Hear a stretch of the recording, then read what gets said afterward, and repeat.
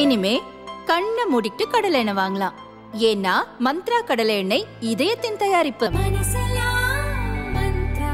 Thoothukudi sitting MP கனிமொழியை எதிர்த்து அதிமுகவின் சிவசாமி போட்டியிடுகிறார்.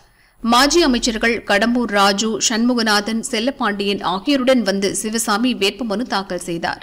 இன்றைக்கு இங்கு எதிர் வேட்பாளராக போட்டியிடக்கூடிய திமுக வேட்பாளர் உச்சநீதிமன்றத்திலே விசாரணை எடுக்கப்பட்டுள்ளது. தூத்துக்குடி மக்கள் மிகவும் படித்தவர்கள், சிந்திக்கக்கூடியவர்கள். விரைவில் அவர்கள் எதிர் வேட்பாளர் அவர்கள், திமுக வேட்பாளர் அவர்கள் சிறை செல்ல வாய்ப்புள்ளது. ஒவ்வொரு தூத்துக்குடி மக்களும் சிந்தித்து தன் வாக்குகள் வேஸ்ட் ஆகாம, அதாவது வீணாகி போகாமல் அண்ணா திராவிட முன்னேற்ற கழக சின்னத்தில், இரட்டலை சின்னத்தில் வாக்களிப்பார்கள் என்று நம்புகிறேன்.